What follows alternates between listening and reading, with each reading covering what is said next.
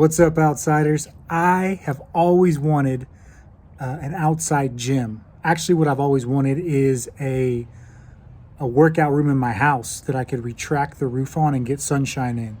That's probably a bit pricey for my blood, so I'm just going to move the gym outside. I'm ready to do it. Being outside is good for my health. I need to work out. That's also good for my health. So let's combine the two.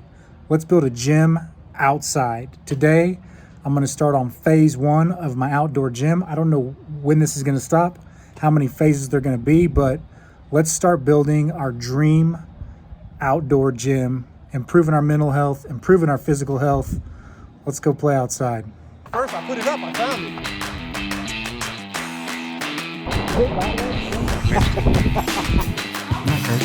Golly, look at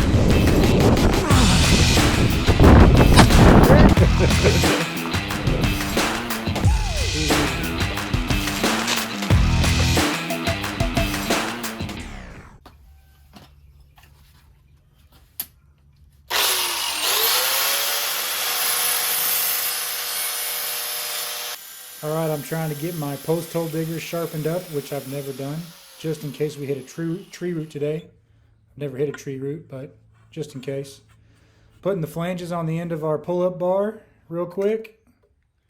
Got to sharpen the old pencil. Get ready to mark some wood. Here we go. I'm trying to get the bar as close to the top of these 4x4s as I can. I won't have much room to play with if I'm going to bury these things deep enough and still get in the air. I got my holes marked. Just going to follow them up real quick and clean them up. Got some good 3.5-inch wood screws, nice and long and strong.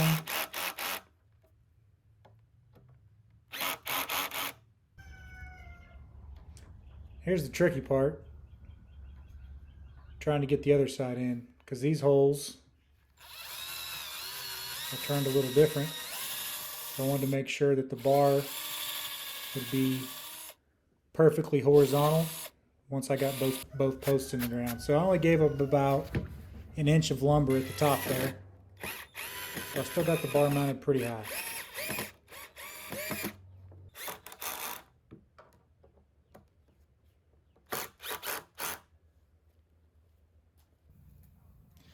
Now I want to make sure that my 4x4s are the same distance the top and the bottom, so this entire contraption stays square. I'm going to run a few holes here, a few pilot holes in an old 4x4 or 2x4 I've got. This is actually what I used to set my beehives on top of. I'm glad I still had it laying around. So now we got a bar at the top and a cross member at the bottom. Everything should be pretty square and solid, so when we put it in the ground, it doesn't get crooked, doesn't lean one way or the other. Found a spot I wanted to measure the holes at. I tried to mark right in front of that fence post there on the left of your screen. 5.5 foot from the fence seemed to be the way to go. I have 1 can of black paint, so we're going to use that to mark our hole that I want to dig. And sometimes the dirt will pile up around you, so I made a bigger circle just so I could remember where the center of my circle was. Time to start digging. Remember I told you I sharpened my post hole diggers just in case I hit a tree root, which has never happened? Well, all that's about to change.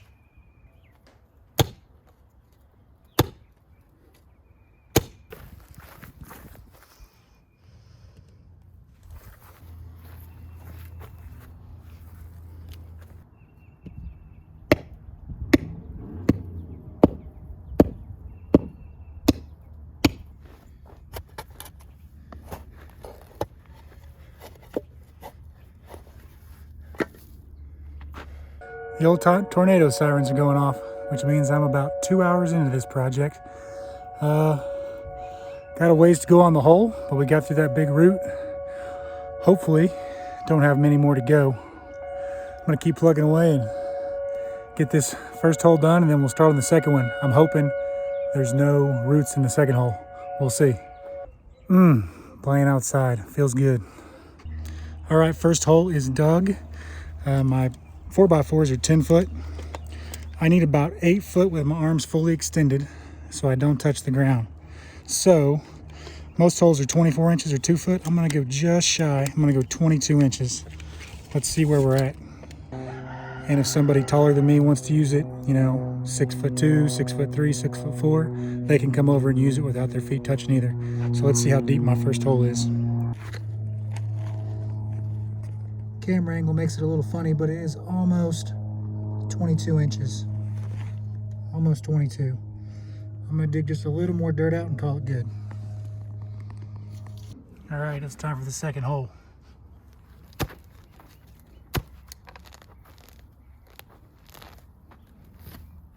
All right, second hole is dug.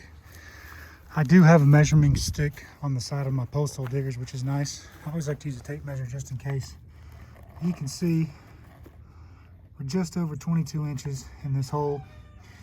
And I thought I'd show you this. The reason I did the circles and to stay super centered was to try and dig a hole that's as straight down as possible. That way I don't have to use as much concrete. That may be hard to see. You can see how narrow this one is, I think. If you go over here where we have the tree root, I had to widen it out a little bit, so we're gonna use a little more concrete on this one. But anyways, they're both pretty narrow. We shouldn't use too much concrete. Now we gotta get this thing stood up and in the hole, get it all shored up so the concrete can set. Let's try that.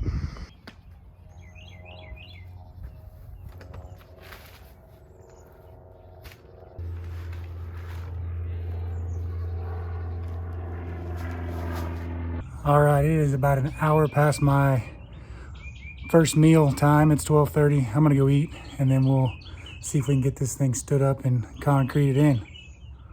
All right, I'm getting over being sick, so sorry about my voice, but just ate lunch, feel better. Let's get this thing in the ground and get it leveled out and concrete it in.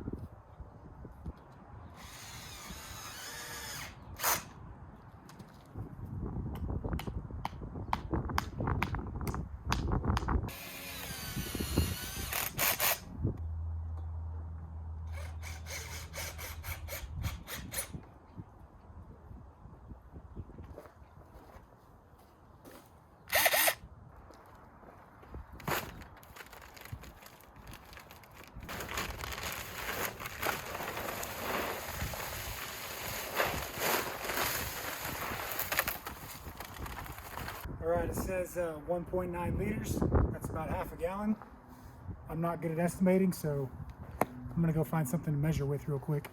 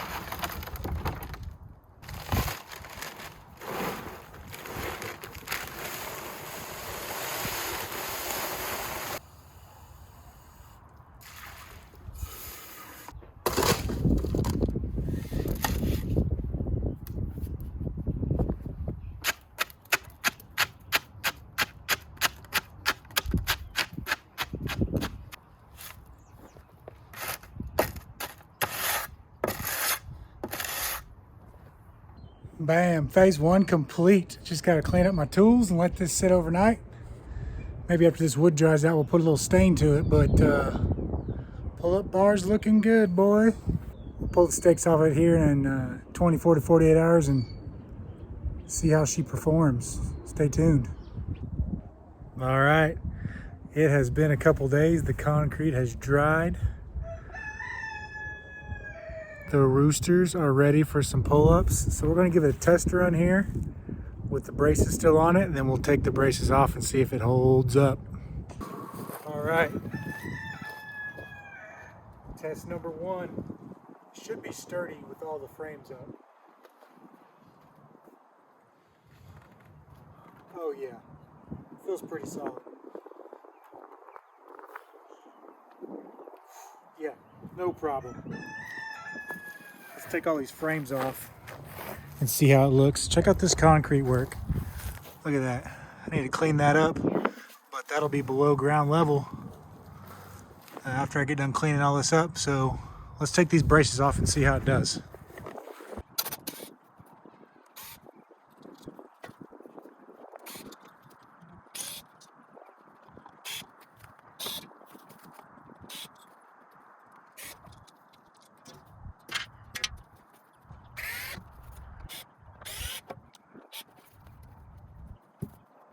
Now I got to figure out how to get these stakes out of the ground. I didn't think about that.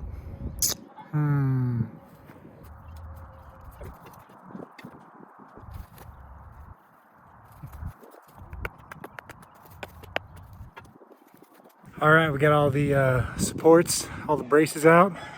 Stakes are out of the ground. Roosters are ready to go. I'm gonna jump up on this thing with no braces and see if it can handle a few pull-ups. All right, moment of truth.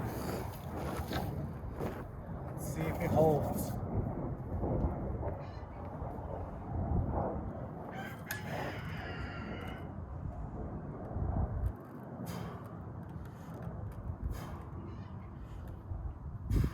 Pretty good so far.